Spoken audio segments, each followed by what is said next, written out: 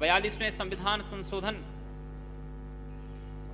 के अंतर्गत भी सेकुलर का अर्थ हम बराबर धर्म ही लगाते रहे हैं और जिस धर्म ने पूरे समाज को नैतिकता के आधार पर, सदाचार के नाम पर, कर्तव्य का के आधार पर समाज को नैतिकता का एक पाठ पढ़ाया है, उसको जोड़ने वाला जो नियम है, जब हम उस धर्म को ही समाज से अलग कर देंगे तो समाज की क्या अवस्था होगी।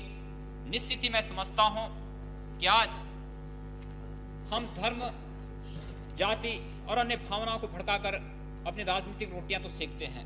मैं कहना चाहता हूं महोदय, यहां पर अल्पसंख्यकों की भी बात हुई थी। क्या अल्पसंख्यक वही लोग हैं कि जहां पर हिंदू बहुमत में है वहां पर जो मुसलमान कम संख्या में है, क्या अल्पसंख्यक वही है? क्या अल्पसंख्यक कश्मीर का हिंदू नहीं है? क्या कश्मीर के उस हिंदू के बारे में, उन अल्पसंख्यक हिंदू के बारे में जो आज 3-3.5 लाख की से अधिक संख्या में इस देश में शरणार्थी के रूप में जगह जगह भटक रहा है, क्या उसके बारे में कभी सोचने का कि फुर्सत इस सदन में बैठे हुए माननीय सदस्यों को कभी फुर्सत आई है? या पूर्वोत्तर के राज्यों में जो कुछ हो रहा है, वहां मिजोरम में रियांग जनजाति के 51,000 से अधिक शरणार्थियों को मिजोरम से निकाल दिया गया है, लेकिन क्या कभी यहां पर बैठे हुए माननीय सदस्यों ने इस पर सोचने की कोशिश की? केवल अपनी राजनीतिक रोटियां सेकने के लिए मुसलमानों को ही केवल अल्पसंख्यक बना दिया गया है। पूर्वोत्तर के राज्यों में जो अल्पसंख्यक हैं उनके बारे में क्यों नहीं चर्चा होती है? कश्मीर में जो अल्पसंख्यक हैं उनके बारे में क्यों नहीं यहां पर चर्चा होती है?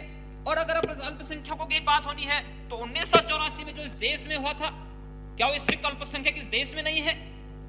निश्चित ही, और इस सदन के माध्यम से जो कुछ हो रहा है, अध्यक्ष महोदय, भावनाएं तो तब इस देश की जनता के भावनाओं के साथ खिलवाड़ हम तब नहीं करते हैं जब सदन में इतनी उदंडता होती है। इस देश की जनता की भावनाओं के साथ क्या तब हम खिलवाड़ नहीं करते हैं जब यहाँ पर कोई सदस्य कहीं